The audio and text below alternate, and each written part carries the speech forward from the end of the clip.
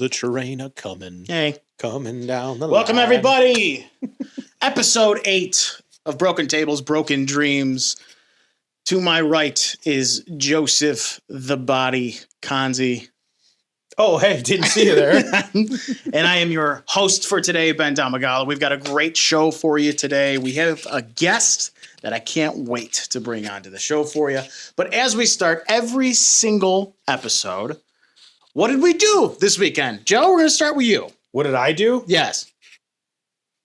A little bit of this, a little bit of that, a little bit of nothing. Hell I yeah. relaxed, did some work around the house, ate some chicken wings, and then Sunday went to your cousin's house, Steve Contos. Yes. 2 bubs in a tub. Yes, sir. And I was a guest on their show. Wasn't in the hot tub, which was fine because the setup was electric. Yeah. Literally. So in about, a week? It'll probably be out. It'll probably be out. Yeah. If you guys don't follow, go check out Steve Contos and Seth's podcast, 2 Bubs in a Tub. Our editor, Nick, actually does that for them too. Mm-hmm. It was awesome. It was a super good time. It's a comedy podcast. It's really funny because he's had 2 sports people on recently. Yeah. And he doesn't know dick about sports. And it's like my favorite thing ever. And I showed up as a hockey player. You did. And he was like, I don't know. He goes, what'd you think of Lindsey Ruff? Lindsey Ruff. And we it was fucking great. It's a good died, time. dude. It a good was time. so funny. Yeah, I have a lot of stuff coming up this weekend, and I just needed a weekend to kind of relax. Ever since the wedding, it was like high speed planning, everything, and then the last 2 weekends have kind of just been died down. This weekend, I'm running the Ellicottville 5K. Then I'm going home to Rochester to my friend's Halloween party. I'm going as Shrek. My wife is going as Lord Farquaad. Okay. I don't know. She claims that. I don't get into it. I don't want to. Do you have her. like really like long fake legs for her to get out of the car with? I think she's And then going. she hops I out think of she's going for more like the risque Lord Farquaad. Oh, okay. And I'm going as Shrek. It's like a Shrek pajama onesie. You're going So as she slut. looks great, and I just look like this big. You should go fat as ogre. slutty Shrek just for a really good Yeah, change Ben. of pace. I mean, I really wanted to go as spaghetti, and she could go as meatball, and she could go as spaghetti, but we couldn't find a noodle costume. You're so fucking Italian. It hurts. Dude, sometimes, I just love food. I do too. Speaking of food, Ben, what the hell did you eat this Bop, weekend? bop, ba-dop. We need like a jingle for this. Da, da, da, Because- da, da, da, Oh, that's a da, good da, one. da, da, da. Shit, that's such a good one. Wouldn't it be funny if, like, while that's playing, you just start getting tanner and tanner, like a Sicilian? My hair gets spikier Spikier. and higher and higher. It's like olive oil starts pouring out of your skin. True. Anyway, You know, I was just dipping bread and just eating it. it was my wife and I's third Oh, wedding anniversary. Happy wedding anniversary. Thank you so much. Forgot to text Shelly. We've had kind of a crazy couple months, not a very normal couple of months. Yeah. Changes in living situation, things with, on the trying to have kids front and stuff like that. Ooh. That like things are just like not normal. I gotcha. So it kind of like snuck up on both of us, I feel like. And Yeah. she was like, "What do you want to do?" And I'm like, "Can you and I just go to dinner? Just go to dinner. Just have a nice dinner." And she was like, "Oh my God, that sounds amazing." I was like, "Yeah, absolutely." So Can I interject here and just Yeah, go say ahead. that, like, I know what you mean, but for those that are watching that know you, they think it's like just a normal going out because you guys do frequent restaurants a lot. we haven't In a good way, recently, but That's not why- recently. Okay, yeah, sorry. That's just why. wanted That's to why. Like clarify. for us, we're kind of like fiending. Like, Yeah. don't get me wrong. I'm not we- making fun of it. I'm just saying. No, I know what you know, mean though, because we did go to Charleston like a month ago, Yeah. and it went nuts there. But it's a very big part of my wife and I's relationship. We do go out a lot, but it just feels like we haven't. So we went to place in Williamsville, right on Main Street. It's called Sienna. Have you ever been? Oh yeah, I used to work for that restaurant group. It's nothing crazy. It's nothing super like hoity-toity, but it's good Italian food. Good Americanized Italian food, I should probably They say. still got the cheese cart. Yes. It's the best thing. They bring out nice cheese. I always get their vodka sauce with chicken Mhm. cutlets. That Yeah. shit is crazy town to me.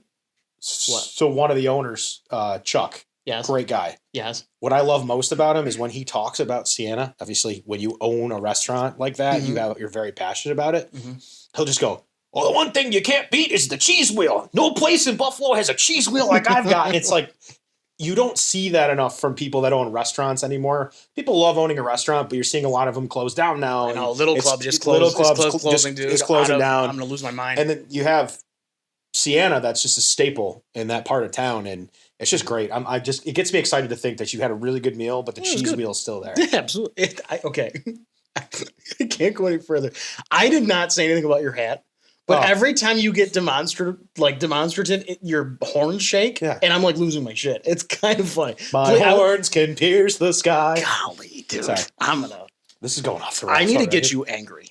Just so you I'm about to get angry later in this episode. Perfect. But anyways, I didn't mean to interrupt you. I just got excited because I love Sienna's chicken and vodka sauce. Their chicken Milanese, like anything that they do is just right on the money. Yeah, it was perfect, man. It was a really good time. Good, man. So without further ado, I'm glad you had a really good weekend. I'm glad I did. Freddie Adu's here? Freddie Adu. Oh, okay. Yep. Oh. It's time to introduce our wonderful guest. You may know him in Average at Best, an incredible local band. They've done Sabres games and stuff like that before. They've got a really cool event coming up, which he'll talk about. I've known him forever. We went to elementary school together. I used to go to his house all the time. And then we kind of had this I moved. So we had this weird departure for a bit, but Facebook has brought us back together. Yeah. Jeff Burruano. He argues with me a lot on Facebook. He argues with me a lot on Facebook. So, fellas, I know. What's up, buddy? Here comes Jeff walking. Hi, guys. Good Hi, guys. How's it going? Everybody on our podcast is like, wow, you guys are really mean to this guy. if you could visualize our at least mine for the longest time, interactions with Jeff on Facebook, it's like I'm just sitting in the corner seething, and like I just have all kinds of and he comes in and he's like, here's some logic. Here's some logic for you for a little bit. And I'm just like, the hardest thing for me is like, I know you're right. I just don't fucking hear it right there. I know. It's bad timing. I know. We got to go through the stages of grief a little. I need to allow you boys to do that. It's all good, man. I'm so happy. I always go, did he use stats? I don't know what those are. I'm so happy you're around, man. Thanks for having me. I have to just say too, you're talking about food a second ago. Yeah. I got to tell you what I had this week. There we go. Sorry. Let me straighten up for this. Okay, here we go, Jeff. So I love to cook, and I love the Italian in me. So I love to cook for people. Yeah. We had a bunch of friends over Saturday night, and I just had this vision of what I wanted to have for like a month. So I made these strip steak sandwiches. They're on a bed of fresh arugula, and I put together some garlic aioli, a little paprika in there too, with some caramelized balsamic red onion on top. Right in that sandwich. Okay, dude. Okay, man. Yeah. Golly. Yeah. And then some fries on the side. Man, no big deal. Did you home make the fries or did you? Yeah. I got all the potatoes, broke them down, baked them. I did way too many. So it took a little bit too long. So as they were going, I just add some Parmesan fresh parsley. Boom. Were you a chef in a past life, or is this just you like to cook family kind of? No, I watched The Bear. Yes. Thank you so much. No, I love it. That's his reason. Honestly, I think I got a lot from my grandma. All right, she's Cool. this Italian woman, and she's always making sauce and cooking stuff. And she just had her 92nd birthday. Wow. Goddamn. It's called Grandma? Yeah. So I think it's a lot of that. Cool. Heritage stuff. Do you so watching The Bear?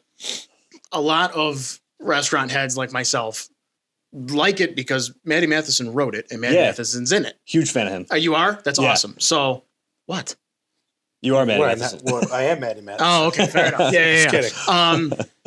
I always found it fascinating for that show just how involved he was with things. Because you talk about he added the little mannerisms. He added the drinking out of quart cups. He taught them all how to use a knife for like a day, just so they looked natural on camera. I think it's a very impressive show. I know some people are kind of sick of it, but I don't care. I think there's a lot that goes into that, though, right? Like, not only do you have to teach everybody how to cook and how to, what the restaurant life is like, but you have to write it. Yes. I know there's people, he had people write it. No, he still has to write it. Yeah. And I think that's very impressive. And anybody here have his cookbook? I have all three. Nice. His cookbook? Yeah. Okay. Very Let me rewind this for a second. Do you ever go on Google looking for a recipe and you get that stupid story that's like, oh, I love apple pie. My grandfather in World War II made apple pie in a trench. It's like, I don't care about your story. Sorry, just give me the apple pie recipe. Maddie, when he writes, it's the funniest thing. It's the funniest thing because not only does he tell his story, he basically says like, all right, you idiot. Like, it's like, all right, you idiot. This is what you're going to do. Because it's real simple. Just pour water in a cup. And it's like, oh. Yeah, but he does make it so easy. He dumbs it down for and you. It doesn't make it seem overwhelming or like frightening to to get into that. But I'm a big fan of that show. It's cool, man. Yeah. And God rest his soul, but like, Anthony Bourdain walked so Maddie could run. It's those two are two people that I idolize the most because they know how to talk to people. Yeah. And sometimes like you watch these cooking shows, which I watch quite a few. And you got to hear like Gordon Ramsay, which I got respect for him, but he's screaming at everyone. And then you got these beautiful humans like, it's okay. Yeah. It'll be great. The happy accidents, man. Yeah. Got to have them. So if you ever have the chance, if you go to Canada and you go to Toronto, his restaurants are A1. Oh, I have heard that. So my wife and I, for her, it was a pretty major birthday last year. We went to his white linen table restaurant called Prime Seafood Palace. I heard that place is dynamite. Top 5 meal of my entire life. That's awesome. He brought, so it was Did 6 you do a of us. spread? Well, it was 6 of us, right?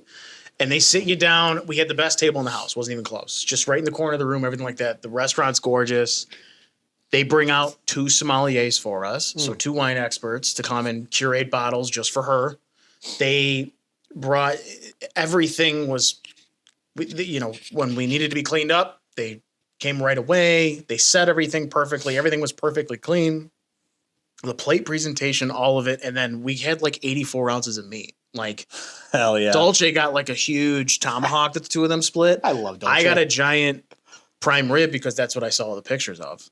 And then when we were done, like we couldn't walk, but like, I swear to God, bro. But then they come out and they're like, would you like a tour of the kitchen? And we're like, yeah. No, thanks. Are you kidding me? Yeah. I'm not going to tour the kitchen. Dude, you go in there, all copper bottom pans. All the chefs are super happy to see you and everything like that. Everything is, you could lick off the floors in the kitchen. And you just see all their prep stuff all over the ceiling. Like, it was really, really cool. What a cool experience.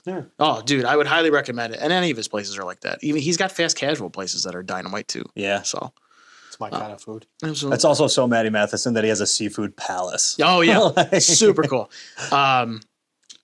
Boy, we got some sports to talk. We Yeah, do, sorry, fellas. but no, like I could Jeff, talk about thanks food for all kicking night. it off. Well, before we dive into sports, I think that's the big thing that we fail to realize sometimes, that we get so intertwined with sports and the day goes by so fast when we're tailgating for Bills games or we're getting ready for it, that it just comes natural to us, like get the chips, get the salsa, get the buffalo wing dip, make the pizza logs, that we're just making the same recipes or whatever over and over again, that we don't get a chance to take a breath and share what Yeah. what we're known for in Buffalo, and basically that's food and bev, right? Yeah, absolutely. We're also known for football, and well, we were known for hockey too, but Yeah, we're gonna cover, lately we're gonna cover we're a lot. we're the laughing stock, except Yeah. I think Kay Adams has been fighting Bills fans on Twitter. She has on Really? Oh my gosh, she's like, how are you guys saying the sky is falling when you have the reigning MVP and James Cook as your running back? It's going to be okay. I mean, It's there's a point fluke. there. And I'm Fair like, enough. hell, let me tell you, I've seen this story one too many times. So I appreciate Kay Adams and what she does, but them We'll see. Colts. Yeah. Oh, yeah. The Colts. The Colts are just right out of the gate. So This is so annoying. Yeah. So to get into things, Jeff, fandom wise, Bills fan, we're going to talk about the Sabres stuff later because you're not really associated with them anymore, which we understand. Yeah. Anything else you're like super chill about? I mean, we've had growing up, weren't you an Orioles fan? So when I was playing like Little League Baseball, Okay. I was a fan of whatever team that we were named. Cool. Right? So it was like the Angels, Orioles, Twins, like for whatever reason. Because there's no MLB team here, right? So Sure. I always thought if there was, like, I would be a massive baseball fan. I pay attention to what's going on. I'm super happy that Toronto's in the World Series. I think that's really cool for the people around here. I know most people around here are probably Yankees fans, but it's close. It's cool to be like in proximity. And some people we know in Toronto too, and it's really cool for them. But other than that, it's Ohio State football. My wife went to Ohio State, so yeah. I do have to tell you though, I didn't go to Ohio State, but I went there. Right, like I was at the games. Oh, you went to the games? It's cool. Yeah. So I took a leadership course at Notre Dame, so technically I was a student. But let's go. Hell yeah, alumni. Coursera, baby. It's so funny. Yeah, so cool, winning the national championship and stuff like that. And then outside of that, I'm actually really into UB football. Really? Yeah, there's some. Yeah, my guy, Horns right? up, UB Grand, baby, 2014, let's go. My dad's been a season ticket holder since they became D1 in 99, I think. It was 99, yep. Yeah, and I go to a bunch of games still. It's awesome. Yeah, Oh shit. Okay. I love that. Yeah, so I love following guys like Kuntz. I mean, obviously Khalil Mack, everyone knows about. If you don't know, Sean Dolak was drafted to the Rams. I mean, he led the NCAA in tackles last year. A lot of people also don't know the second best in tackles in the NCAA last year was right next to him in Red Murdoch. Really? Yeah, so that UB defense has come along, and they had a wild game last week. Yeah. No shit. Oh, yeah. So funny he mentioned that. I woke up from a nap. I was taking a CB nap boy. before I went watch Notre Dame USC at our buddy Vinny's house, and I'm watching on my phone, and everyone keeps posting, "Would you believe UB won this game?" And you see UMass get that interception, and he's my waving God. by to the crowd, but nobody showed the clip like on the stops leading up to the last drive. Yeah. So I'm like, well, what happened? Was there a flag? So I had to like dig deep, and I went to Reddit and found a thread on UB football, and UMass was just stupid with the football. They ran 3 times and got stopped. Well, you know what happened though. So it was late in the game. UB's driving. They're down by 1 score. So they're down by 1 point rather. So they get really close. He throws a really dumb pass. Stupid. No one was near it. Yeah, interception. UMass has the ball. It should be game over, basically. Yeah. But UB still had 3 timeouts left. They're celebrating. They get a penalty for excessive celebration. Mm-hmm. They're on like the 15-yard line-ish, so they get backed up. They're like at the 10. Then they run the ball a couple times for negative yards. So now they're like at the 5. So now they're punting out of their own end zone. So UB gets the ball at the 50 with 3 timeouts, and they're rolling. 3 plays later, touchdown, game over. And it wasn't like they ran it in. He threw this back corner, like, pass. And I'm like, why are they throwing? And their receiver, who was it? Snow. Snow? Yeah. Was it Snow? Yeah. He just, Victor Snow. boop, like 1 foot, obviously, because in college. And they were like, I can't believe it. The Bulls just did it. And I'm like, they really just did, but no one's telling me how they got there. So thank you. You got it, man. Because like literally all the sports networks were like, we don't understand, but UB Well, it's won. the MAC. It's the MAC. So. I don't even know if it was It's also televised. UMass, who hasn't, since going to the MAC, Yeah. hasn't won a game. So, Right. That's nice, man. That's crazy, man. I like that. I don't really ever hear about them, which UB? is nuts because they're D1 and they're in our backyard. And I graduated in 2015. I got to be honest. You're going to see Victor Snow on Sundays, I think. Yeah. And there's a lot of Bills players. I mean, there's a bunch on the Bills right now. Bulls players on the.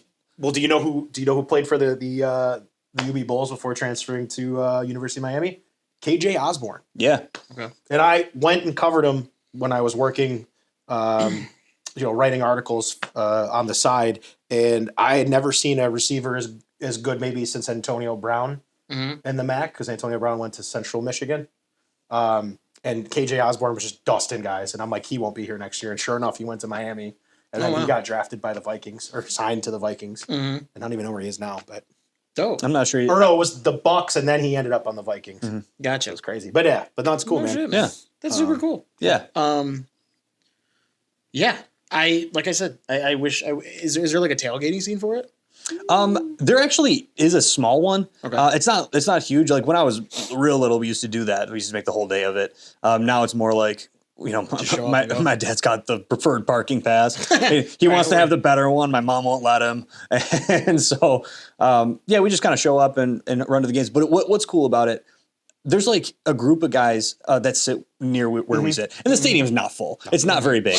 So it's so funny that we walk all the way up to where our seats are when there's like all these open seats everywhere. Right. But the guys that we sit near, I mean, I don't even know their names, but I've known them my entire life. And they're at every game, and we talk to them all the time. And it's like their family. So it's a cool little atmosphere that we have where there are like 6 people around us. Nice, man. Yeah. Well, shit. Hopefully they make some noise. Hopefully they keep going. Hopefully Here's the thing: they had Lance Leipold, who went to Kansas, who's literally turning Kansas into a halfway decent program. right. The Bulls literally always have a good team. The problem is, like the NCAA is right now, guys get good enough, they just transfer out and go somewhere else, which happens quite often. But it's not like it used to be with Khalil Mack and Brandon Oliver. Those years where those guys stayed for 3-4 years, and they were like, oh my God, this team's really good. So they get lucky here and there where they'll get a good coach. And I'm actually a UB Bulls basketball season ticket holder. Oh, let's go. So I was never really a college basketball fan. I actually just laid my claim to Duke basketball. I lost it back. Similar colors. Now I'm a Duke basketball fan too. But UB basketball, never knew much about college basketball or anything. And it was the year that Javon McCray and all those guys were there when I was there Awesome from 2011 to 2014. And I fell in love with that team. And of course, gifted Bobby Hurley, then gifted Nate Oates. So I know the feeling of a small market mid-major school, and just watching them progress is insane. So yeah, it's really cool. Exciting. You know, and you're from the area, you know the people, you could literally go to the Alberta Drive Wegmans and see them. It's incredible. So nice, dude. Yeah, we get all excited about it. Absolutely, bro. Yeah. Well, hey, man. Yeah. Like I said, hopefully they make some noise. Hopefully they keep it up, and we'll watch them go. You know, someone's doing some banking next door. Crazy. Yeah, right. Jesus Christ. Hopefully you can't hear that. But let's get to the big boy club. Okay. While you're here, you know, I wanted to have you on because you asked, right? Like not saying like not to completely undermine who you are and everything like that, but I've always, it's kind of like when I had Tarek on and kind of like when I had Vinny on. It was really nice to have different perspectives because I know I can be a hothead and I know him and I come from two different ilks. So to have that third is great. And you've always had really nice perspective on things. I might not always agree with you. I've been staunchly against you sometimes, but I like how you articulate. It's not very much of just like, well, you should be more grateful. You should be this. Like, you know what I mean? It's very much like you have evidence for stuff. So the three of us together, let's talk about what's going on with the team right now. Sure. Okay. So we've had a week to marinate. We've had a week to watch the rest of the AFC. We've had a week to watch this league kind of settle into their 7th game. Okay.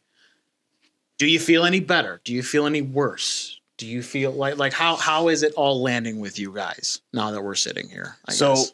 Right after the Falcons game, I was hot. You were hot. So was I. Yeah, I got because I think it's the same thing you see week in and week out where they're struggling, and I feel like I don't see them noticing it. Mm-hmm.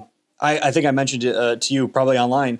I've never been at one for the Fire McDermott stuff. I feel like I'm getting on that train now. But here's why. Yeah. So I think Joe Brady is good, but I think he needs a coach to let them know when shit's not working out. Yes. So, I mean, what was it? 4th and 2, and we're trying to run like a silly shovel pass, like cutesy type of play up the middle when you have Josh Allen, who always gets 3 yards on a QB sneak, or you have James Cook, 5 yards a carry the whole game. You even have like really good receiving running backs in Ty Johnson. What are we doing? Mm-hmm. Why aren't we doing any of that? Why are we trying to run this cutesy shit? I mean, it doesn't make sense to me. But I feel like the last several years, well, I guess the last couple of years, I see Joe Brady doing that exact same thing. If you remember the Ravens game, I think it was last year. Where in the game, it's like late 3rd quarter, they try to run this trick play with Josh Allen, and he gets pummeled, fumble, and then the other way. I feel like we see that all the time, and I need a head coach to tell him to cut it out. Yeah. I think he puts too much trust in his offensive coordinator and his defensive coordinator. We've seen that time and time again. Right. We can talk about 13 seconds. We can talk about AFC Championship last year. It's all the same story, and I don't think I ever see it getting better. Mm-hmm. I could point out to maybe a handful of situations where I think McDermott handled it well, and in the Ravens game this year, I think it was a masterclass in clock management at the end of that game. But when else have we seen that? Yeah. It's funny you mentioned that because I was thinking about this the other day. You look at coaches across the league that are defensive minded, and this blows my mind. So they always show when the Bills play the Steelers, they always show this William and Mary College thing, and it's Mike Tomlin and Sean McDermott. Mike Tomlin was a wide receiver. Sean McDermott was a free safety. Isn't Mike Tomlin historically, I mean, his teams have been so-so, isn't he historically one of the greatest defensive coordinators? I would think so, but he was an offensive player in college. Right. So what baffles me is the fact that McDermott coaches defense, knows what guys are going to run, probably has played offense in his life. If you can coach, you can coach. To your point, call up to the booth and say, hey, man, they're running a too high safety. Think you could switch it up here? Cut it out. Hey, man, they're leaving James Cook wide open out of the backfield. Think we can throw something there? Like, I feel like when people say he's a defensive-minded coach, he doesn't know offense. He has to know offense to coach defense. Yeah, it makes no sense to me at all. Yeah, right. It blows my mind. Right, and I kind of flip-flop on this one point a little bit. There's the defensive philosophy. The defense works perfect when the offense is scoring points. Right. Mm-hmm. The offense should be able to score points because you have Josh Allen. Sure. Mm-hmm. So that shouldn't ever be a concern. But when it is, you're fucked. Yeah. And so like yeah. So simply put. Yeah. I mean, case in point. like I don't. So I don't know. It's hard. It's hard for me to continue to staunchly support Sean McDermott when I don't know that I see what I need to see to feel confident in that. I've always, it is a little difficult, right? Because you don't want to not take what we got going on for granted for the past 7 years, right? But how much of that is the mindset we've been in for 30 years now? Right. I need greatness. Yeah. Especially when the clock is ticking on the big kid. Like, at what point are they going to wake up and like be like, holy shit, like this needs to happen now. Like we don't. So there's a couple things that McDermott is absolutely atrocious at. And I don't know up until last. Is one of them wearing glasses? Yeah. Holy shit. It was so bad, dude. Look like bubbles. It was so bad. Yeah. Those are crazy. He did. But historically, and they haven't really ever shown their face because he's gotten better at one of them. But the first one is his challenges. Mm-hmm. They hired a referee to help him with them, and he is still the worst coach in the league at challenging plays. I don't understand it. Yeah. And this, you might be like, the fuck did he do? What did he challenge? It's always something that's stuck in my craw about him. So with that being said, he was getting better at positions where you need to go for it. Sure. To get. Yeah. He was getting really good at it. And he was one of the best coaches. This year, it is night and day. Yeah. He was terrible in the Atlanta game. He gave up like 9 points of win percentage. Now, that's a fancy stat shit, but like the morning show guys were talking about this earlier, and I really liked it. The really good coaches, because my excuse for it, and we talked about this. At first, I liked him punting, but now that I look back, I don't. He makes that decision to not punt or not go for it all the time because his quarterback's struggling. Can't find anybody open. He's getting sacked at a clip that he hasn't been sacked at since his rookie year. Sure. The walls are falling down around him. But he punts there because of that. Whereas the great teams in the league that have Kevin O'Connell, that have the Lions coach, Dan Campbell.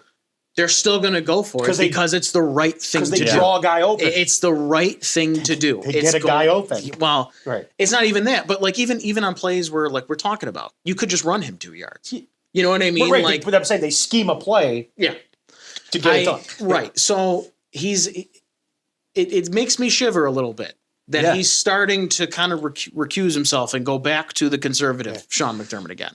Yeah. I mean, it honestly drives me nuts that in those short yardage situations, especially in the red zone, like, 3rd and goal from the 3, that you're not rolling Allen out to the right and forcing a DB to make a choice between that receiver and him. Yeah. I mean, I know we don't want him to run all the time. We don't want him to take hits all the time, but that's a pretty safe play where he can just dive forward, get that touchdown, and it's done. I don't feel like I ever see that. No. It's funny you guys bring this up because I remember when the Bills beat the Ravens in the home opener, the Baltimore reporters asked Lamar Jackson, "You 4th and 3 yards. I mean, you could run for 8, 10, 15, 20. You could run 99 yards." He goes, "I was cramping." Mm-hmm. Fine, and people laugh at him. Oh, okay, whatever. But in that case, if they ran a play and he got stopped, I would be quite content. Not that he would throw his quarterback under the bus, but say, "Listen, like we were having a rough night. Josh, we couldn't get the offense going, and we just got stopped." I'm okay with that. That's the thing that people like when I talk about the Bills. Everyone's like, "You've always hated McDermott." I haven't always hated McDermott. I don't ever hate anybody. I just dislike some of the things he does.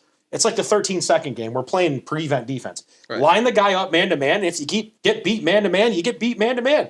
Mm-hmm. They're not a man to man team. Well, with 13 seconds left of the game, I hope you're a man to man team. My point is like we never do the things to make it look like we're trying to do something. Yeah. And it's really frustrating. And maybe I just don't know football. I don't claim to know football, but I know that I'm putting my best players out on the field when it's crunch time. And if I get punched in the mouth and just get completely knocked out, I didn't have it that night. What we say in our house is you're playing to win the game. You're not playing not to lose. Exactly. Right? And I think that's what you're talking about. Yeah. Like to just to reference that 13 seconds game, I have a slightly different take on that. Yeah. Obviously, it was a blunder in the last 13 seconds. Right. We all know that could have gone better. I think you lose that game regardless. Mid third quarter. Yeah. You know, when you force Kansas City to punt from their own end zone, we got the ball at the 50-yard line. Yeah. And Brian Daboll screwed us. Yeah. Brian Daboll calls 3 runs up the middle with Devin Singletary. Yep. And you get stopped for -3 yards. Now you're punting back to them. That's where you lost the game. Sure. You had the opportunity. Sure. But again, that's the coach. Yeah. That's coaching. Yes. That's McDermott not getting up in the booth and saying, if you run this ball 2 more times, you're gone. Right. It's ridiculous. Right. You pulled the ball out of your best player's hands with an unbelievable game. One of the best QB performances I've ever watched. And you pulled the ball out of his hands and said, no, it's not for you. And then you can look at the Falcons game again. There's something about the last 2 games that we've seen with the Bills where Josh isn't able to play free. Yes. I don't know what Backyard football. Yeah, I don't That's know what I call what's it. going on. Yeah. But he's I feel like for the Falcons game especially, I noticed him looking at one receiver the entire play. There's no progressions. And I watched it again. The dump off is open the whole game. Yep. And if we just went there, if somebody got in his ear to just say, your dump off's open. That guy underneath is open. Take it. Yeah, that's 5 yards a pop. I'm sorry. Well, no, it's you're also fine. so frustrating to see them finally go long down the field. I know Palmer got injured later, but that was your opportunity because the defense backs up. Start running, Josh. You're going to force that spy to make a choice on whether to go into coverage on your running back or got to watch out for Josh. And he's gotten so much better at sliding. He's gotten so much better when he get that first down. Let's get down. Let's get out of the next play.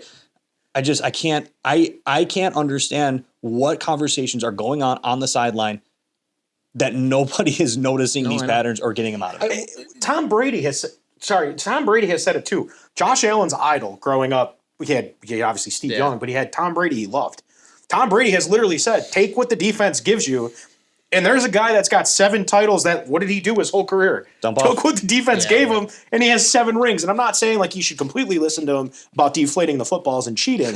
But when it comes to that, like it just frustrates me. Like you just said, you took the words kind of right out of my mouth. It's like, take what the defense gives you when you don't have it. Tom Brady used to do that all the time. Yeah. So 2 points for what you said. And I love what you said about the 13 seconds game. I do too. Because it's kind of the same thing with a lot of their games that are close and high flying with that. They're not really as close as people think. That kid took over. Yeah. The reason they're even close in that game is because Josh decides to flick to his red eyes and immediately throw a 75-yard bomb to Gabe. Okay, 100%. game open. Like, now we're good. Now, if he doesn't have that game, it's nowhere close. They get blown out again. It's not even, it's not even a thing. So I love that point that you just made. As far as everything that's going on this year, there's a lot of really glaring things about his game that don't really make a whole lot of sense. For one, part of the reason he was so elite was he was so hard to sack. He was so hard to sack. And guess what? That line hasn't changed. Yeah. That's still one of the best lines in football. Dawkins is going to go to another Pro Bowl this year. He might be an all-pro left tackle this year. Same thing with Spencer Brown, and up the middle, you're fine. The only one who has kind of had a shaky season is Torrance. Yeah. Which, shaky's fine. It's not the worst thing in the world. But then they have so many schemes where they give him so much more protection, blah, blah, blah. Point blank, he's getting sacked double the amount he did last year. Yeah. And the question is, why is that happening? Because you look at, and you notice it every game now.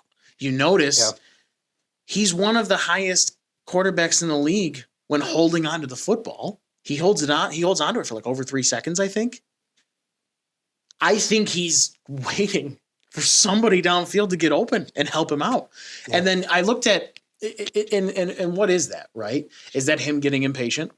Is that just who he's wired to be? It's one of the craws of taking a quarterback like him that he can only do the patient shit for so long. He has to open the game up. He has to. So maybe it's sprinkling in some routes that need that to happen, which Atlanta, they tried that. I think Atlanta was just bad. I think Atlanta, everybody had a bad game.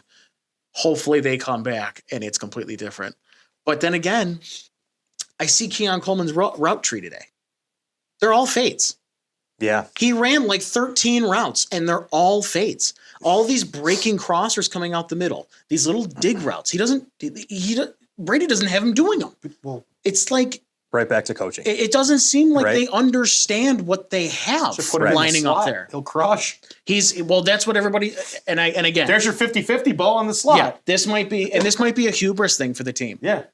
Everybody and their mother told you what Keon Coleman was going to be. Mm-hmm. He's not a bad player. Nobody's saying he's a bad player, but to get 90% of the snaps, because Kincaid doesn't even get that, to get 90% of the snaps, and the only routes he's running are fade routes to the outside, it's an abomination. Yeah. He's a big slot. Yeah. He is his best is when he can naturally create separation off the line and cut inside. That's what he's good at. And I was just gonna say it's yeah. intermediate crosser. Yes. You got Shakir in the slot. To your point, like Yeah. you could interchange them both. Yeah. You could put Shakir on the outside. You could. Yeah.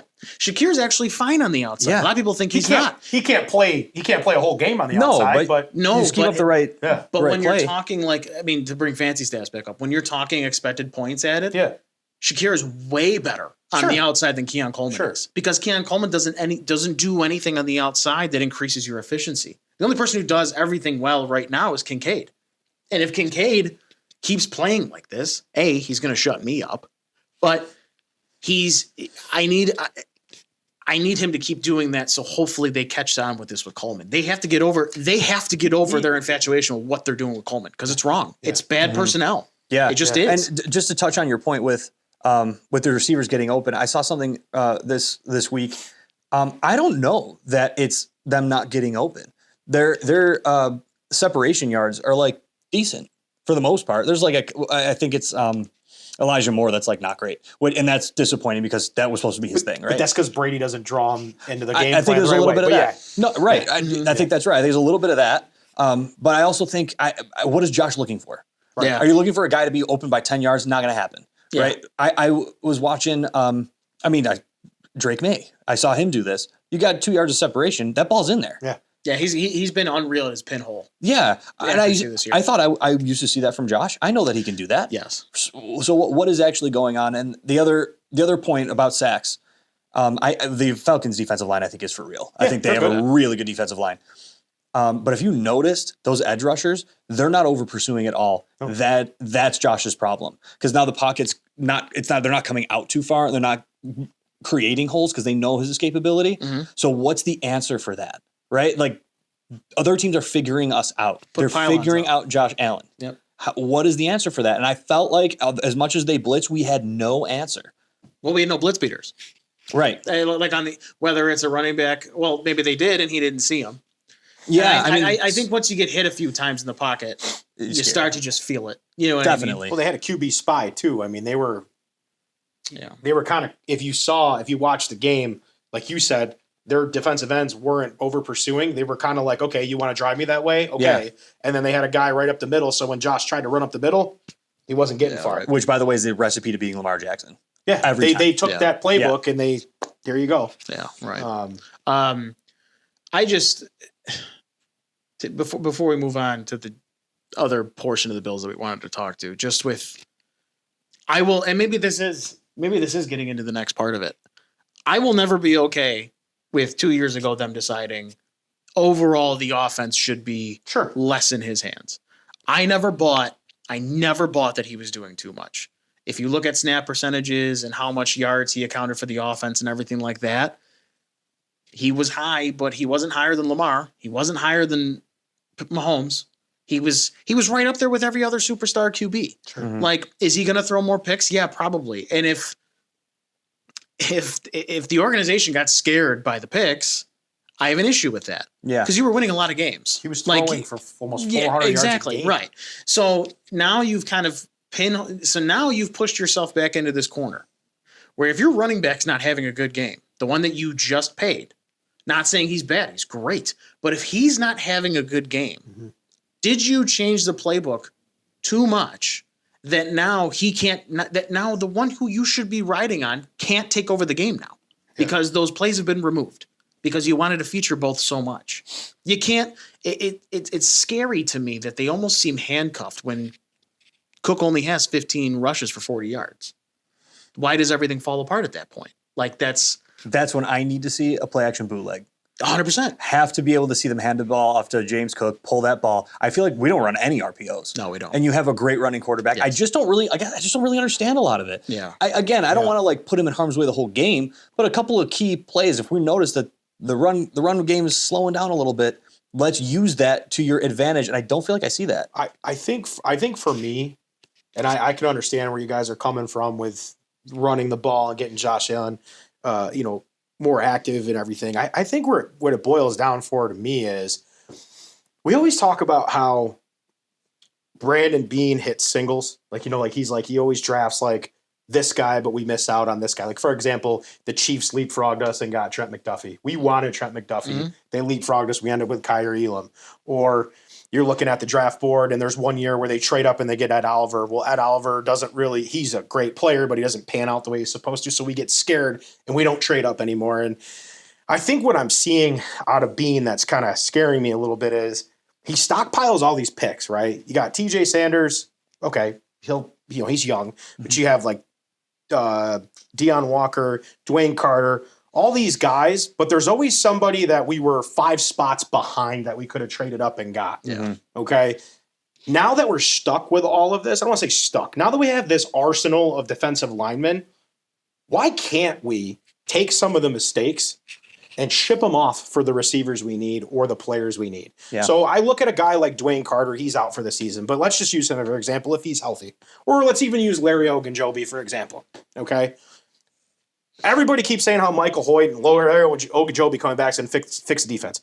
Michael Hoyt might give him a little bit of balls in the defense, and he might do some things, but he's not going to fix the glaring problem they have with Matt Milano being out. Yeah, their free safety, their free safety room, their defensive back room. What I want to see is Beane go, okay, I made a mistake. I drafted this guy, this guy, this guy. Hey, New Orleans, I want Chris Olave. Here's what I'm going to give you for it. I'll give you a pick and I'll give you a defensive tackle. Okay. Hey, inquire to teams like they're not going to get A.J. Brown, but hey, Philly, what if I gave you Dwayne Carter a pick in this for A.J. Brown? I'm okay with him missing. Yeah. What I'm not okay with him doing is keeping these guys to try to save face and say, I believed in this guy the whole time and he's homegrown. Sometimes the guys just don't pan out. I think we got a good deal back for Kyrie Elam. I don't think Kyrie Elam's really setting the league on fire. What'd we get? Like a seventh round pick, whatever. Fine. But you have to start unloading some of these misses. Yeah. I'm not saying to go out tomorrow and unload Ed Oliver. What I'm also saying too is like when you're sitting in a draft and you see that Kansas City's picking in front of you, or you see the Dolphins are picking in front of you, or maybe there's a team in front of the Dolphins or the Jets or the Patriots or one of those teams, give up some of these guys and picks to get up ahead of them and get the guy you want. Yeah. Sometimes getting the guy that you want versus the guy you actually need, like go get it. I'm kind of along that vein. Yeah. I think the draft is so weird. It is. I think there's way too much stock put in the draft. Yeah. For me, like the first 15 picks, that's pretty much it. Right. Everything else is a crapshoot. And we're picking 30 to 30. Exactly. Yeah, I get it. And it's so it's hard. Yeah. So you got to make a move. Yeah. Right. Like to your point, I think what I'd like to see is trade your first round pick for someone who's proven in this league. Exactly. Trade your first round pick to get somebody is going to come in and make a difference in this team right away. You brought up Chris Olave. I don't know if he's worth a first rounder, but you can easily give them a second round and a player, a couple pieces, whatever, to get someone that's like, honestly, he's probably an elite receiver, but he plays for the Saints. Yeah. Right? Ohio State guy too, so I'm a little biased. But there's reasons people throw AJ Epinesa in a trade talk all the time. Yeah. I actually was a huge proponent of trading Milano this year. Yeah. I just, with his history, I just kind of knew. Yeah, right. He's played average 5 games the last 3 years. Yep. And that's ridiculous. You're never on the field. It's just not acceptable to me. But when he's out there, he's amazing. So I guess I get why, but I was on that bandwagon back in May. Move on from Matt Milano. You can get a nice piece for him, and he's not going to play any games for that team anyway. And Dorian Williams is fine. Yeah, he's fine. Probably not covering anybody, but he's fine. Like he's fine. And what I mean by fine is like we can get by with. This is the thing. You can get by with Dorian Williams. You can't get by with a free safety that runs a 4.8 40. Yeah. Sorry, Taylor Rep. My bad, dog. No, that's the one defensive player that I. We're at the point that I told Ben last week that I'm quite fine with running the rest of the season with Jordan Poyer at free safety.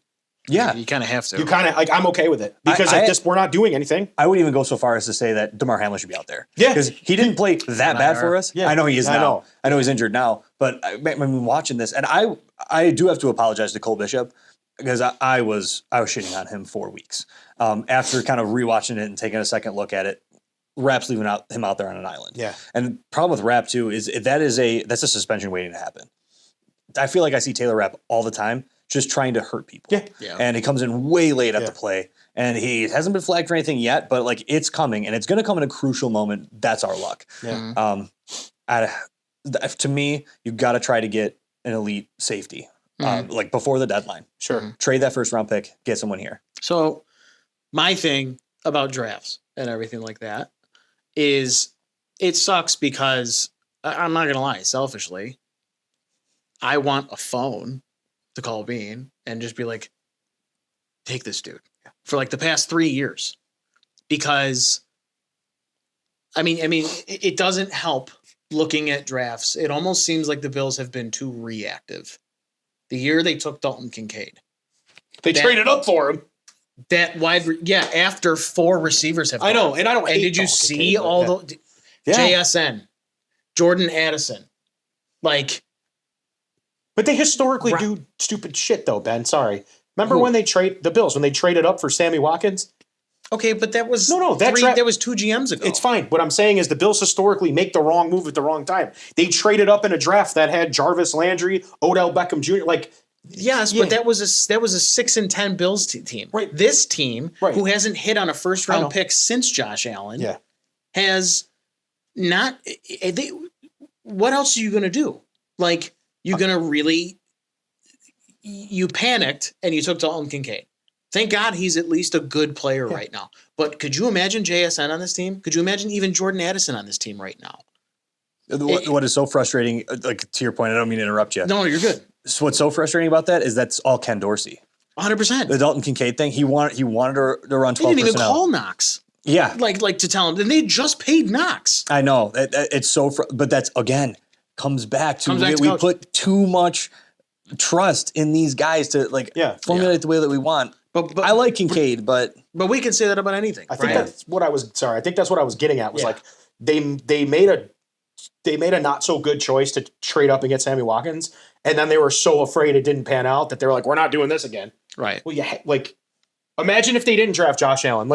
Every year you have to draft in a position that you don't want to draft. Yeah. Like, look at the Jets right now.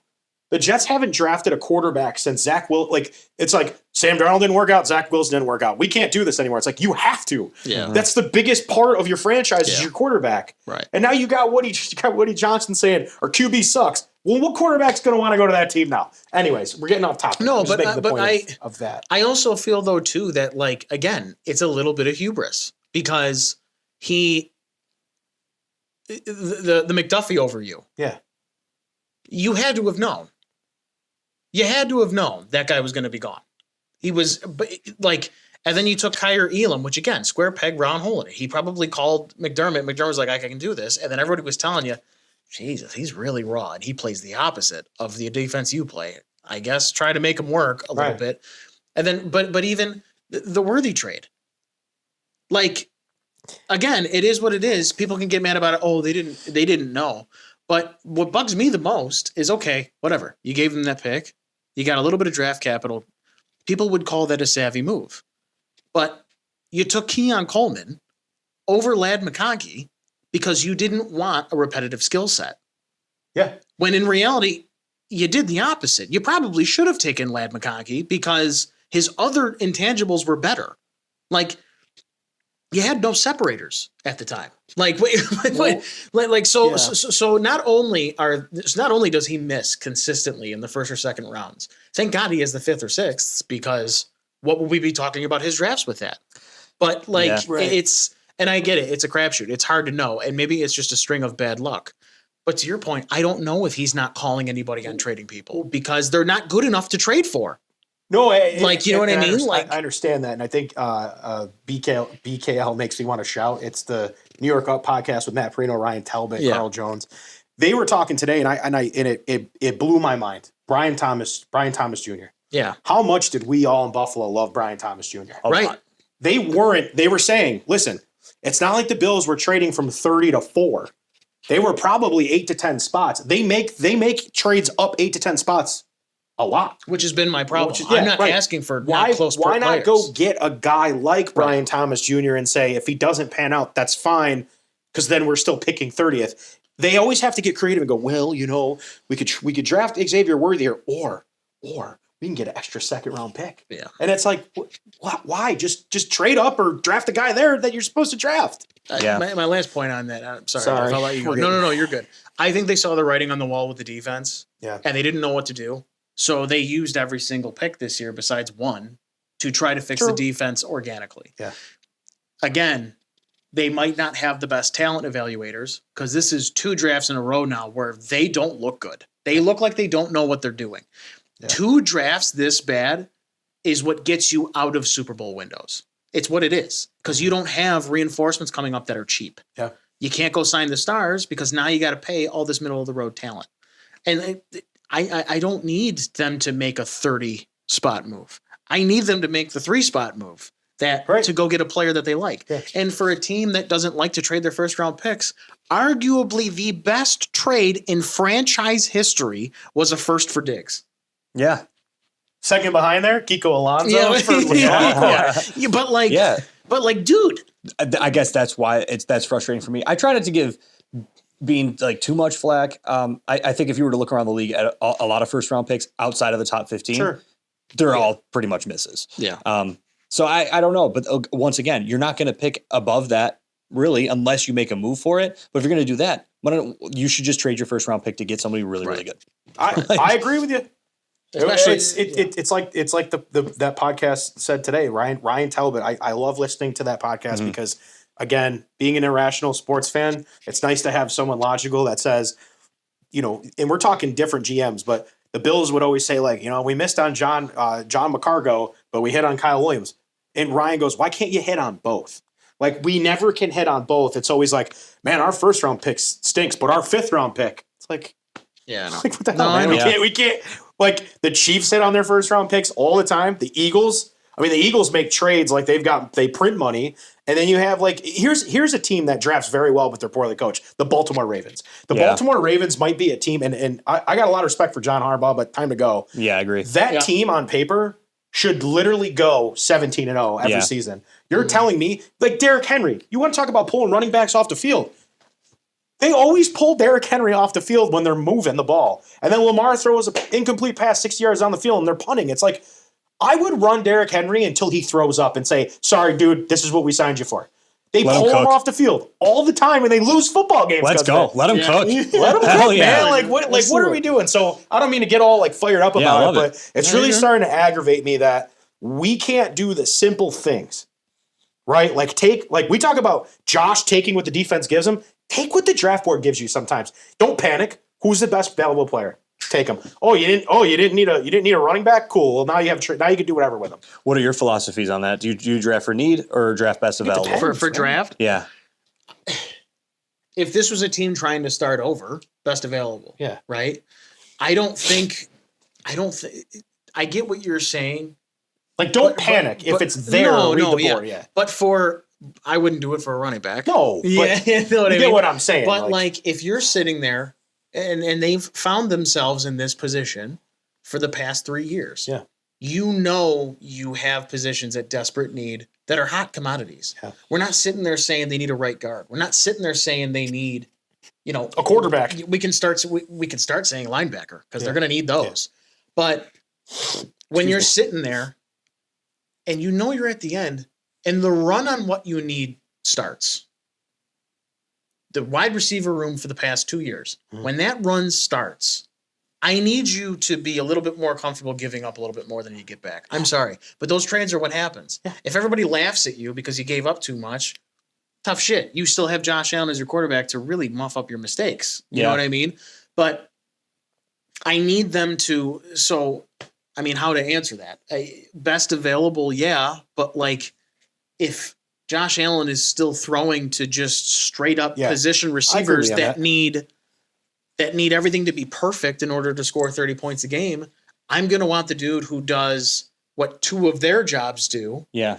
because he's at least cost effective. Yeah. I don't need to drain $20 million in 2 receivers anymore. If we have Elijah Moore on this team because he's fast and runs go routes well, Run 'em. and we also have Khalil Shakir, who, again, fast, has really good body control, and he runs from the slot well, I would like you to take the receiver that does go route slots and gets open. Yeah. You know what I mean? Yeah. Instead of trying to get technicians for every single system. So if they see something like that, I want them to go get that. I want them to give the farm for that. It's kind of my opinion on that. That is fair. It seems like, and it seems like he's just, again, it seems like their draft process is very reactive. It seems like they just sit there and they wait for what the draft gives them in their spot. Yeah. One time they went and got Kincaid because everybody else was gone. They went and got that. Everybody else that you needed at the pass catcher position was gone. It's a weak class. I think we have to also consider other teams don't want to trade with us. No, of course not. Because they don't want to help us win. Sure. They don't want their guy to be the guy, right? Right. So I think we are going to struggle to get somebody like, I know Waddle's been thrown out there and maybe Garrett's been thrown out there. I would kill to have Jalen Waddle. I mean, it would be great. Everybody- They'll just never do it. They won't. they I mean, the Jets actually might because they're that dumb, but I don't. They probably won't. I'd take Garrett Wilson. I would too. He's Absolutely. one of the best receivers in football. Ohio State guy. That's what I'm saying. That's what I'm saying. I thought he went to Arkansas for the longest time. Yeah. OSU. And I realized he went to OSU and I hated him even more. I just so to kind of summarize all this. We're pissed. No, I'm kidding. No. I mean, because they lose two games in a row every single year. There's things pointing to they're probably going to be okay. The defense gets healthy, whatever. But there's also things pointing to this is a little bit unprecedented, i.e., Josh's sacks, i.e., their neutral pass rate, which we talked about on first and second down. They're 31st in the league when it comes to passing on those 2 downs. What in your do they even make a move? Like, it doesn't sound like they're going to do anything. It sounds like they're going to be like, oh, cool, Harrison's coming back. Hoyt and Ogunjobi are back. Our receiving room's going to get healthy. We'll be just fine. It doesn't sound like they're going to do anything. They better make a move at safety. Yes. They have at least, to do it. At least. Yeah. And I mean, and they're not like strangers to that. They went and got Cooper last year when you knew that you needed something, right? And it helped a lot. Yeah. I haven't done my homework on this. I don't know who's out there. I don't know who would. It's anybody not be a willing to lot. trade. It's Justin Simmons, it's C.J. Gardner-Johnson, which again, we've talked about this before. It's looking like his attitude's really getting in the way. CJ Gardner-Johnson. It does, but he's at least a starter. And I'm sorry, but if one guy coming into the room breaks your culture, did you really even have culture at all? Right. So Sante Samuel Jr. is out there too, but he wants a lot of money. He wants fuck you money. Yeah. But like my thing is that like, okay, do I need a better coach to bring the best possible players in and have and still make them kumbaya? Yeah. Like, you know what I mean? Like I need something like that. Like, and then I struggle with who's the coach. Right. No, and that's where I always end up getting back to is, I mean, who? Yeah. I don't know. Mike McDaniels is going to be available soon. Yeah, people keep saying Cliff Kingsbury. I'm like, nah, I'm good. No. Yeah, right. And Matt Canada. Well, the best part is, like, I tell Ben this all the time, is I just don't understand, and I know it's veteran leadership, but people crap on Nick Sirianni all the time. But like Nick Sirianni's able to make it work with the egos he has in his locker room. True. Andy Reid's able to do it with the egos he has in his locker room. I just don't understand that you want to be the class of the AFC. You want to be the class of the NFL, yet you're always chasing the Chiefs. Yeah. And they're always trying to build their roster to chase the Chiefs when all these other teams are just building a football team to win. And there's a team right now out there that could blow the doors off of most teams. Maybe not the Chiefs, maybe not the Eagles. The Indianapolis Colts are literally ripping the NFL to shreds with a quarterback that they said, this guy looks like he's played quarterback for years. And I'm not saying that Daniel Jones will go on to win a Super Bowl. I mean, maybe the Colts go on a 3-game losing streak. But right now, name a better team. Yeah. And they have more receivers. They have a receiver that literally fumbled the ball out of the back of the end zone, and they're still atop of the AFC. Yeah. It's incredible. It's incredible. That is how bad the Giants are. That's how bad their organization is. Yeah, right. Now, the good news with the Giants, though, is they have wide receivers, or had. Right. Malik Neighbors got hurt. But anyways. So, but last point. But I like how you said, because we talked about this with the Chiefs. The reason the offense and the team looks like it is now is because they were sick of getting beat by the Chiefs in the same way. Yeah. And for 2 years, you've gone out the same way. You've held the Chiefs down. You've nuggeted them for 4 straight quarters. Granted, the last one they were down a couple scores and they had to come back from. But you've gotten the game script you've wanted. Mm-hmm. Both times the offense got the field to put the ball away, to put the game away. Can't be mad about both times you can't. So if they meet them again in the playoffs this year and they lose to them again, and this time it's because Mahomes throws, which he does, but Mahomes throws all over their faces with Very well. Good. with Rashee Rice, with Xavier Worthy, with Hollywood Brown, Better which everybody forgets is on that team. You better name my dynasty guy. Thornton. Yeah, Tyquan Thornton. Mm-hmm. I'm so mad about Tyquan Thornton. He's so good. Yeah. I don't Yeah. know. Joe, you watch a lot of Chiefs football. I love Tyquan Yeah. Thornton. Yeah. And he just walked down that team and he's Yeah. amazing. Yeah. Do you know how embarrassing it's going to be if this organization turns heel and goes, well, we need to get our fastball back. We need to go get wide receivers. Yeah, I will be the most angry you've ever seen me in your I'll life. probably quit this podcast. Honestly, because I wouldn't be able to handle Big Ben. You're being irrational. I'm being irrational. It's super crazy, bro. Like I don't know. You're right, though. I mean, it would be incredibly embarrassing for us to be like, Yeah. you know what? We should think about drafting a receiver. Yeah. Yeah. It's like quarterbacks if you don't have one. You at least have to take one every year. Yeah. I don't care where it is. Everybody's formula of success is different, and I'm tired of the Bills trying to build a formula similar to what these other teams do. Just build your formula. Like, it's not difficult that Sean McDermott's defenses are based off great safety play. Go find safeties. Yeah. If you want to be good at defense and run this offense, I'm okay with it. Go give me some freaking safeties Yeah. and let them play. Sorry, I keep cutting you off. No, you're good. Don't worry about I it. don't know what to do with my hands. Okay. Everything's fine, I'm buddy. so mad. Well, do they win this week, boys? Yeah. Yeah. Yeah. Yeah. They're going to be fine. Yeah. They are still a great team. They're 8-0 off buys. Andy Dalton might be playing. I'm a little nervous about that. The fan reaction. I think the only quarterback Andy Dalton is not worse than that we've played so far is Tua. Right. I think they're going to be just fine. The only thing that concerns me is Rico Dowdle and Chubba Hubbard, the running backs Yeah, for they might Carolina. run Yeah, I mean, they're good. Rico's playing nice. I mean, that Cowboys game, that return. I But mean, you know what's that was weird, nice. dude? Now that Chuba Hubbard's back, they're trying to play both of them. When in my because they paid him money. Yeah. Oh, you mean they take their other running back and split them out wide? Yeah. No way. But if you were me, but if I were them, Rico, Yeah. go I trade love Rico Chuba. Dowdle. I love you know Rico what I mean? Dowdle. I mean, it's only been a couple games, so maybe it's a little He bit takes high. it personal. Yeah, I think the rest of this. I mean, we saw this a few years ago, right? They had a down mid-season, and then they went on a 7-game tear all the way to the AFC Championship, right? Like it's just kind of what they do. It's frustrating. It's annoying. I wish they just wouldn't do it because we're. Yeah, right. It's a Shakespearean novel. We know what's going to happen. Yeah. But like the 1 seed is the thing you need, Right. and you're risking it right now. And- The weakest the conference has been in such a long time, and you might lose it to Indiana Jones, dude. Oh my God. I don't know what's going on. I'm sorry, guys, but I hate to say it. With Rashee Rice coming back to Kansas City, who is guarding who? Oh, I know. I mean, it is like It's going to be one of the hardest watches. It's going to be one of the year. hardest. They might go on a 10-game tear. Yeah. And we'll have to Joseph to see what's going Bosa, on. Ohio State, might really have to show up that day. I mean, that's all there is to it. Someone's got to show up. Yeah. Well, they're going to have to Maybe Max Harrison plays by then. I don't know. It'll probably be 40 to 45 game. Whoever comes out on top of that, because Yeah. you got to think they're getting 30. So to kind of brush off that, we talked Bills. I want to talk to you about the other team here, Yeah. the Sabres. Oh, I thought he was going to say the Bandits. No.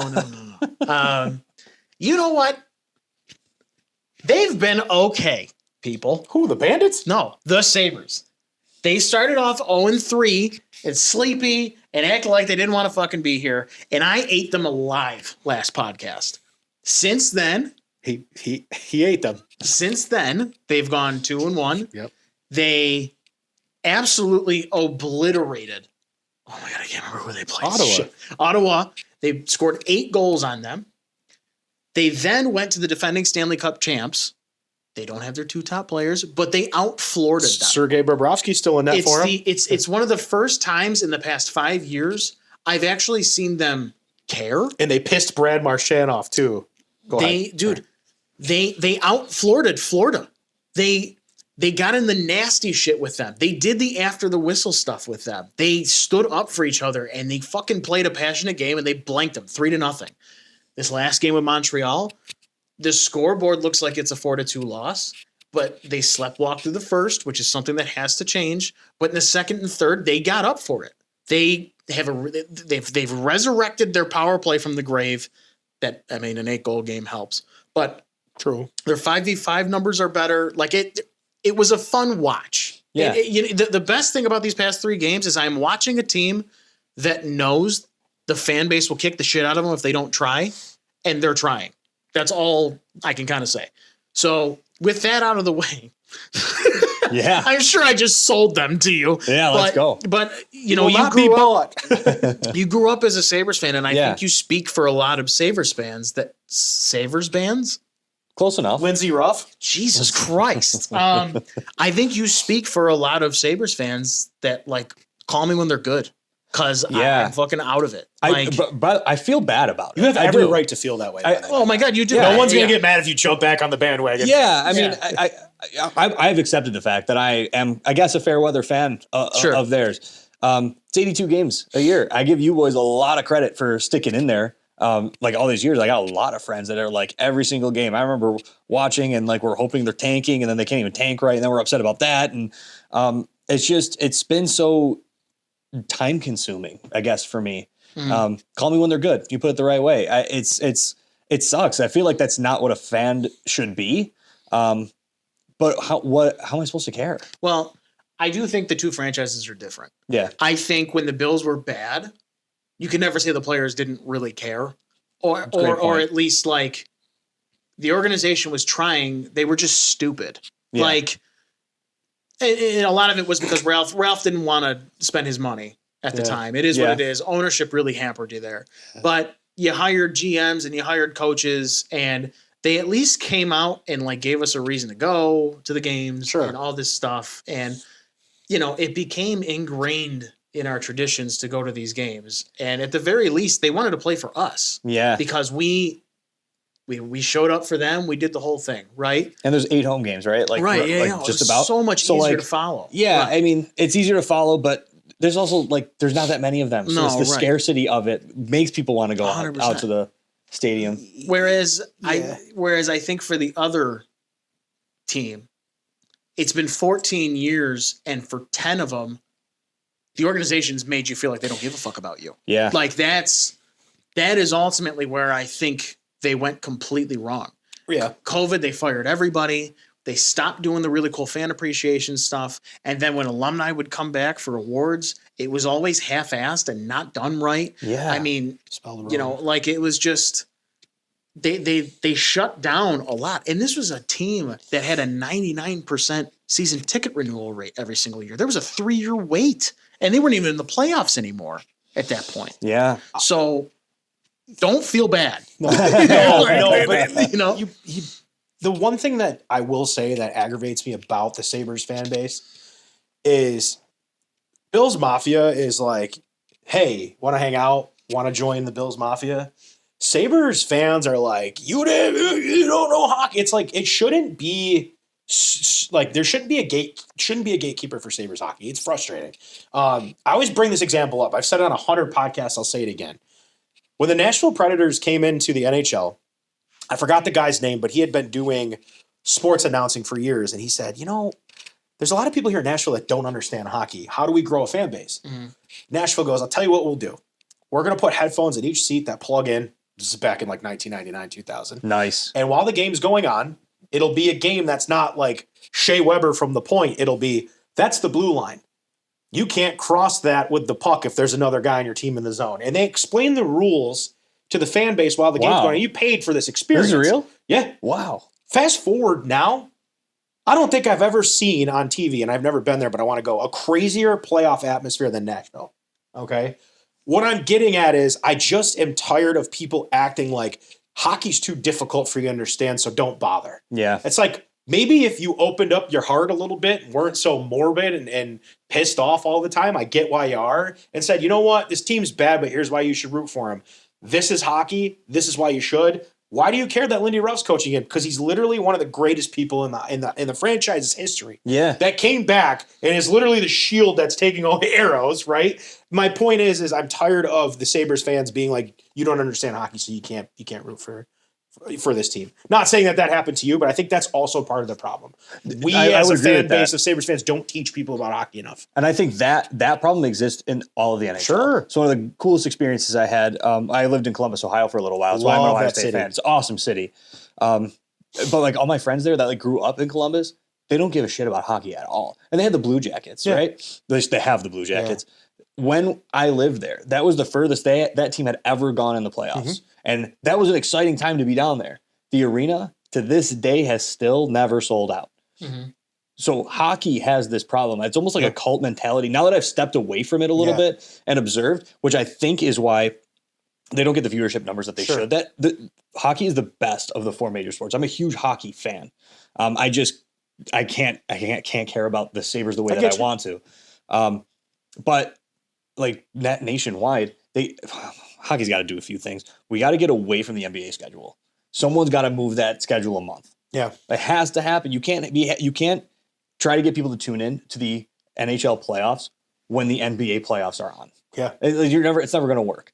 But I do think that problem exists like in the NHL entirely. Obviously not in Canada, but like the rest of the US, no one cares. Mm-hmm.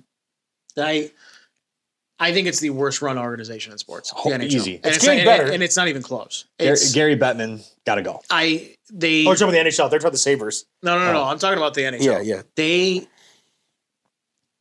from everything. And the exposure, they're the worst league when it comes to exposure. And he will get on the microphone and tell you, oh, fans love our product. The number one team in the league last year, Winnipeg, has one primetime game this year or something like that. I love watching them play too. Me too. Like how? Connor McDavid is never on national television. That's unbelievable. Jonathan Toews is playing in his first season back in 2 years. Right. You have Chris Collins. We're talking about Patrick Mahomes on every single broadcast, whether or not they're playing. Right. And like you never hear McDavid's name on another broadcast. It's crazy. Yeah. Well, it's scheduling, like you said, is always atrocious. Their playoff schedule is the worst in sports. It is specifically drawn up so that your best teams are playing each other in the first and second rounds. That's awful. That's like it's making your conference finals and your Stanley Cups not as enticing because you're not really getting the best teams coming out of that. It's funny you say that though. Go ahead. I didn't mean to cut you off. No, you're good. I mean, the only other thing I would say is their point system. I've always been a 3-2-1 point guy. Yeah. You can't have these teams be significantly higher than other teams who have more regular season wins, but because they have 13 overtime losses, they have more points. Yeah, that's ridiculous.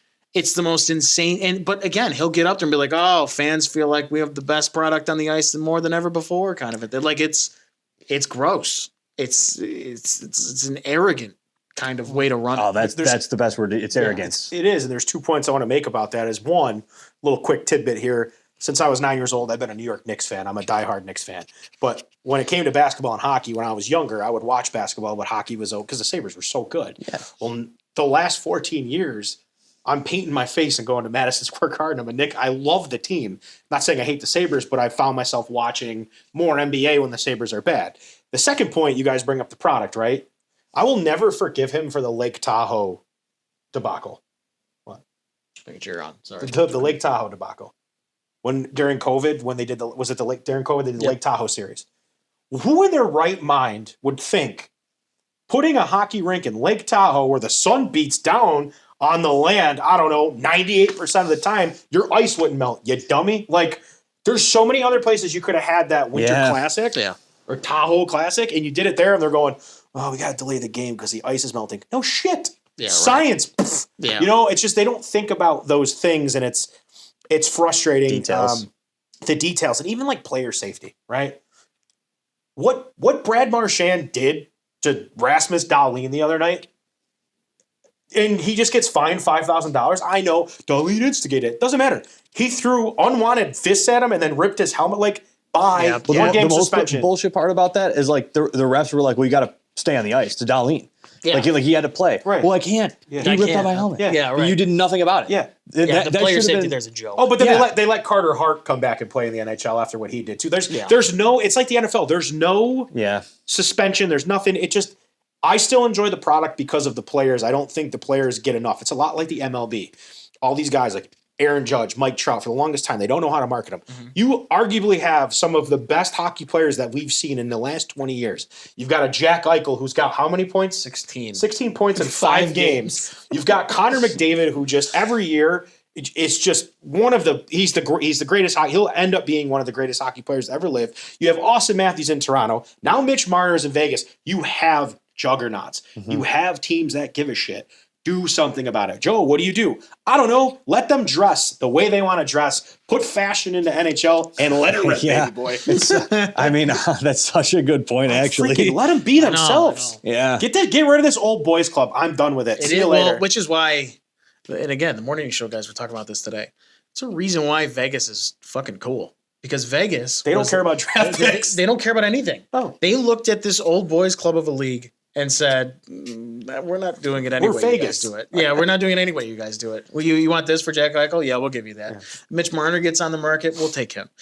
We don't even need him. Max but Pacioretty. Noah Hannafin's out there. Yeah. I can't even tell you the last person they drafted in the first round. I can't. Like, and they're, they've only won one cup, but they're perennially fun to watch because they have all the best players because they just went and got them. It's still 100% more cups than we've won. Yeah, exactly right. So and Jack Eichel won it. Yeah, everyone's like, screw that dude. I'm like, but he won it for them. And it's like, So completely understandable. Yeah. Well, so like, how have you guys done it? Like, honestly, how do you stay engaged in the prospect pool?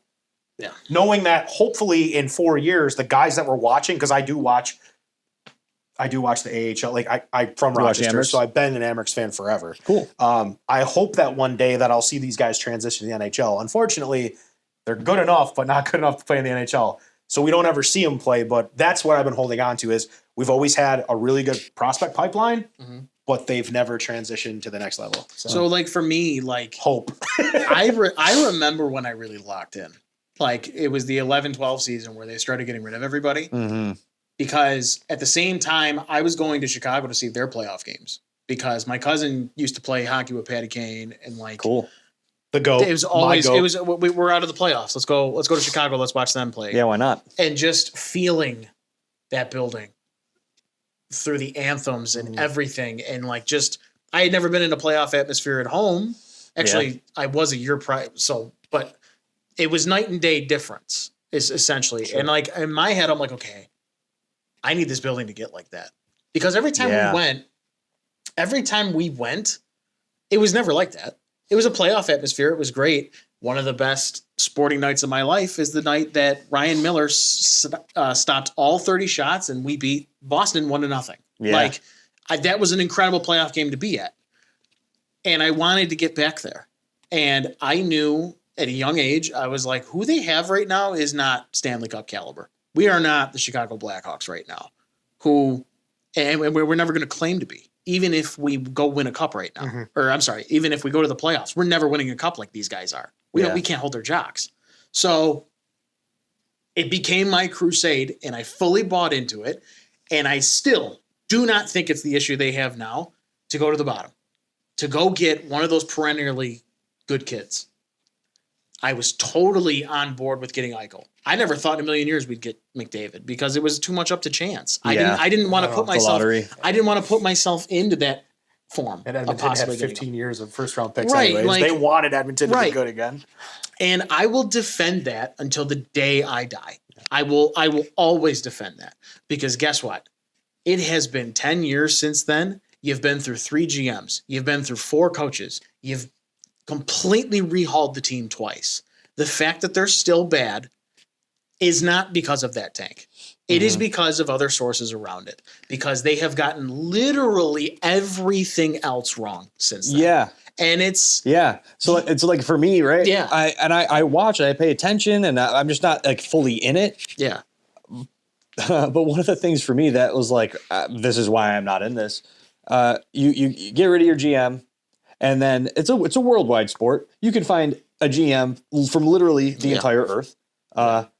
So what are the chances that the right guy to turn the ship around was 2 offices down? Yeah. Right, and Kevin Adams. Like I saw them make that move. We didn't even interview anyone. Yeah. Okay. Well, I'll check back in when you fire this guy. So there's right. That's how I felt about it at the time, and I think I actually was right about it. No, right. So the writing is that when he first became the owner, and he hired Tim Murray, and he hired Dan Bosma and Pat LaFontaine too. When he first hired all these guys, but LaFontaine was only here for like a month. But that was part of the that was part of something scandalous happened. That first team that Murray drafted. flamed out, and they didn't get higher than 80 points 2 years in a row. Apparently, ownership felt really, really burned by the hockey community for that. Really, and since then it's been it was either Murray or it was Botterill that. After that, they were like, we're done. We're done with hockey people. We're going to do this our own way. We're going to hire our own people and everything like that. Yeah. Which is ultimately the last thing you want to do. Right. But it explains all of their other hires after that. Ralph Kruger bringing him off at a management position for an offshore soccer team. I get it. He coached a season in Edmonton and the players loved him. But the players loved him because he didn't run a hard practice. Yeah. They weren't even like practices. Casey Middlestad said when he got to Colorado, that was the hardest practice I've had in my NHL career. Yeah, right. He was throwing up. The coach goes, "Are you okay?" He's like, "I'm not in shape." Yeah. Yeah. Well, and it goes it's like that with a lot of coaches and stuff. But like for me, like if you do one thing right, just get one of those right, this doesn't look as bad as it is. Yeah. Right.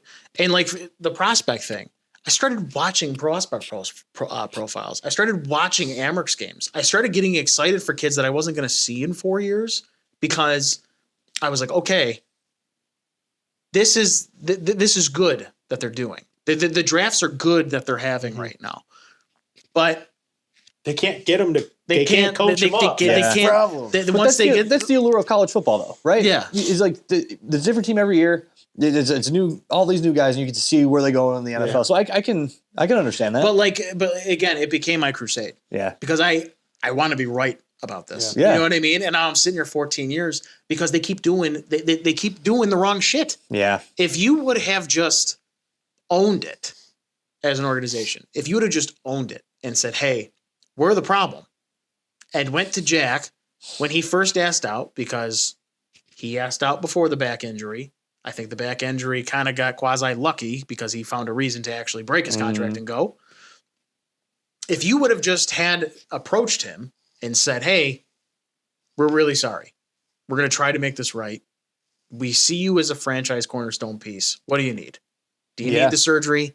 Do you need us to go sign this person? Do you need us to go anything right now?" Because you did get him to sign a $10 million contract for 8 years. So at one point he was happy here. Yeah. Was it keeping Ryan O'Reilly and making him the captain? Was it what was it? You know? And instead, they took this really arrogant route of just like, we only want people who want to be here. We're going to ship these because they're not. Now nobody wants to be. Yeah. We're going to ship all these players out because they're head case. Yeah. We could. We're going to ship all these players out because they're head cases. So honestly, for 2 years, it's been hate. Yeah. It's truthfully, it's been, how bad can you make this? How bad can you make this so I can watch all of you get fired? Truthfully, that's what it is. Like, I want to get back to those glory days, but like, if you were to ask me why I stuck around for the past 2 years, it's a hate watch. Yeah. Not that I want. That's fair. Not that I want the players to do bad. I think Rasmus Dahlin is one of the best defensemen in hockey. I think Tage Thompson is an excellent winger. He's definitely a first-line winger. Yeah. And when he's on, he's one of the best players in hockey. But they're finally starting to get, we need veteran players too. Yeah. They're the second youngest team in the league, after being the youngest team in the league for 3 years. I think they found their fourth-line center, though. Kozak. Yeah. Dude, he played... Sorry, I don't want to get off on a tangent. No, you're good. Because we got a strap for time here, but they finally have, I know we're not looking for a fourth line center, but they finally have a fourth line center that's actually pretty decent on the fourth line and can outskate other fourth liners. That's awesome. Tyson Kozak. Yeah. He doesn't have stats that'll blow your mind. He played very well. Yeah, he did. Put him there. Leave him Right. there. Don't touch him. But this team has to play Mason Geertsen for whatever Hate that fucking guy. reason. Get him out of here. For whatever reason. Instead of Noah Ostlund. bringing Noah Ostlund up and putting him on the third line, that's which is the where he problem. should have been because that line was awful. That's the reason you lost the game last night. Well- was because of Jack Quinn, Peyton Krebs, and Zucker to an extent. Like, Mother Zucker. yeah, But anyways, either way. we could sit here and talk for 5 hours about the Sabres. It's really interesting to hear that why they lost you, and I get it. So we do this really cool thing on the show. Yeah. Yeah, there's a universe where It's like an alternate sports reality. Let's go. Do you like? But here's the thing: it can't be something as simple as Scott Norwood kicks the field goal and the Bills win the Super Bowl. It has to be something crazy. it can be Okay. anything sports related Yeah, too. but anything It doesn't sports have to be just Bills and Like Sabres. one of them last week was, what if Bill Belichick never went to the Patriots? Yeah. You know what I mean? That's one. So like, giving you an idea. Do you have one, or do you want us to go first? Go first. All right. Want me to go first? Yeah. Okay. 0506. Okay. They signed Breer and Drury. Okay. And they let Vanek go and take 3 first-round picks. How many cups are they winning? One. Do you think they're not winning any more after that They with might a win two. fucking stocked cupboard after that? I don't hate Thomas Vanek though. I didn't say I hated But you're Thomas saying the Vanek 3 first-round picks? I think at that time with Darcy Regier, I think they win maybe 2. because that was the offer. Yeah. The offer was his money and 3 first-round picks. They signed him to an offer sheet. Yeah. And the Sabres had to sign him because they had just lost Breer and Drury. Yep. I think he could have sat there and been like, I want $12 million, and they would have signed him because they knew they messed up yeah. letting those two walk. Because they ended up Yeah. having to let Derek Roy go too, and Yep. a while. Yeah, so I would say we probably win at least 1, Right. maybe 2. They would be probably the pinnacle of the NHL for a long time. I agree. Do you guys agree that that was a better roster overall than the 99 Sabres, right? Yes. Yes. The 99 Sabres. Easily, Were, 100%. I've had a guy disagree with me on this, and it was a little bit crazy. the but 99 Sabres were the worst roster that they were on. They should have underperformed. They overperformed because of Hasek. because of Hasek. Because He of got Hasek, like 90 100%. saves a night. Yeah. He had like a Sorry, I didn't mean to interrupt No, you. no, It's no, like, that was you're right. my- I give that debate he all the had time. like thing. a 1 point. This is completely guessing. I'm pretty sure he had like a 1.6 goals against average. Yeah, he for was that. insane. He was like a 9.7 in the playoffs. That's Yeah. why in 2000, Crazy. 2001, he's like, get me out of here. Yeah, Yeah. right. No, I was. The more I thought about it, I'm sitting there. I'm like, God, that general manager's probably still there. Lindy's probably still there. 06 Like, was it 06 was Carolina. yes, 07 was the Ducks. And I think the Carolina Yes. went back and played the Ducks and got swept, right? maybe. Or was the Jersey? Jersey. Yeah. Yeah, I think it's very well possible they would have at least gone to the Stanley Cup Right. Finals. multiple times. I mean, and Multiple I mean, times. what are you paying those two? 5, 7 million at the time. Like, Yeah. and don't get me wrong, Drury was probably harder because He Drury. was older. Well, Drury told them, if I get an offer, I will bring it back to you to match it, and he never did. He flat out was just like, nope, get me Going. out of here. I'm going. Yeah, Briere And then went to, Breer was just like, he didn't fucking offer. Comey me went to anything. Philly, Like, and yeah, he went to a Stanley Cup final. He lost to the but he's the one of the Blackhawks, he's but one of the best players in the playoffs like ever. Yeah. The amount of points he had. freaking So Danny Briere. I say who did I ask that about the other day? But I was thinking about it. I was like, holy crap, that would have been the most savvy move ever. Yeah. I think I have one. Stop me if you've done this one before. But there is a universe where Drew Bledsoe doesn't crack his ribs and Tom Brady never steps into a game. we have had this one, but I want to hear your take on it. So my take, so I can go a couple ways with this, right? Tom Brady never steps onto the field. He probably just coasts around the league, but he never becomes Tom Brady because if he does, Tom Brady didn't have Bill Belichick at first, and that defense, his career is completely different. It's not like Tom Brady early on lit up the entire league every week. I mean, his first playoff run, he averaged 14 points a game. So that's okay, but your defense scored 2 touchdowns. Right? So I think it's a completely different trajectory, but it also changes the trajectory of the Dallas Cowboys. Follow me? Follow me Does. here. Because Bledsoe comes ends to up the Bills. Yes. Ends up coming to the Bills. He's no good for us, even though we had our first winning season in years. So then they ship him off to Dallas, where he's great there again, and then they draft Dak Prescott. Well, they had Tony Romo. I'm sorry, it's Tony Romo first. They draft Tony Romo. But if Drew Bledsoe's not there, they don't have that draft position. They probably don't get Tony Romo, and the entire trajectory of that organization is different. Oh shit. Probably worse, which is kind of hard to believe. But Not with that guy. Not with that guy on it. He does some Jerry crazy Jones. shit, dude. It's kind of unbelievable. No, but that's awesome, man. That's super cool. And then he probably doesn't have a top 100 wine in the world. He has, dude. That's true. When they go real deep into when this. they brought him on for when they've brought him on for interviews on GR or anything, he's like, "Hey man, Drew Bledsoe," and I'm like, I can't tell if it's because of the concussions or Cocky Joe. What the fuck are you looking for? No, but I got a really good one I looked up because I Yeah? couldn't think of one. All right, okay. how much do you guys know about college football? I know you do. How much do you know? Dick. What about like Cam Newton? I know Cam Newton. Do you know the Went whole? to Auburn. Do you know the whole? No, but do you know the Cam Newton story? The About- laptops? The Laptops? laptop that he threw out the window at Florida. That's why they kicked him off the team. He was backing up Tim Tebow. No. Oh my God. ready for this? I forgot about He this. doesn't throw a laptop out the window. Is Ready that for what this? it's about to be? For those of you unfamiliar with Newton's 2010 eligibility fight, here's a quick summary. While Newton was a recruit, his father shopped his son's schools that led to NCAA investigating both Auburn and Newton in the week prior to the SEC championship game. So not only did he throw a laptop out the window, got kicked off the team at Florida, but while he was at Auburn, his father shopped his son to schools. Okay. Damn. Okay. More than a scholarship to get his son. However, the NCAA ruled Newton had no knowledge of the scheme and therefore wasn't culpable for his dad's actions. And he was able to play in the 2010 SEC championship game against South Carolina that led Auburn past Oregon in that title game. Cam Newton suspended. Can't play in that game. What do you think happens to Cam Newton? Do you think he's the guy? I mean, he had a great season up until then, but I think, without even watching, I think he's still. the first overall pick? I think he still lands. Do you think he's still the first overall pick in Carolina, though? I think people will get too afraid to draft that's what I think to too. draft him Well, first somebody overall. getting too scared. Yeah. Okay. So basically, there's a universe where Cam Newton doesn't play in the SEC title game, suspended. They don't go on to play Oregon in the national championship. Oh man, I'm gonna go home and look up that draft and see who would have taken him.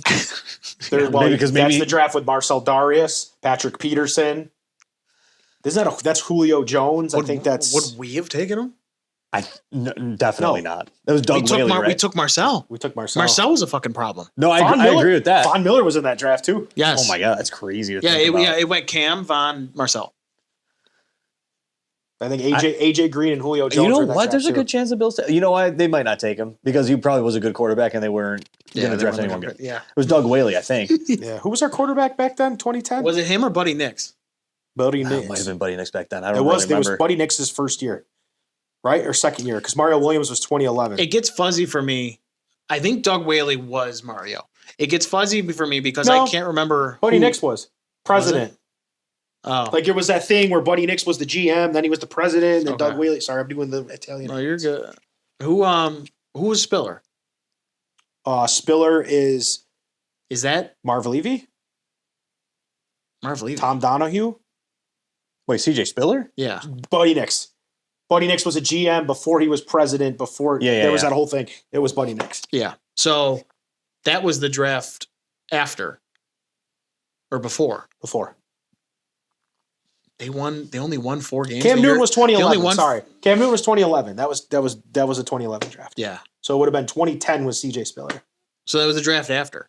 I believe so. So yeah. they drafted CJ Spiller and only won 4 games the next year?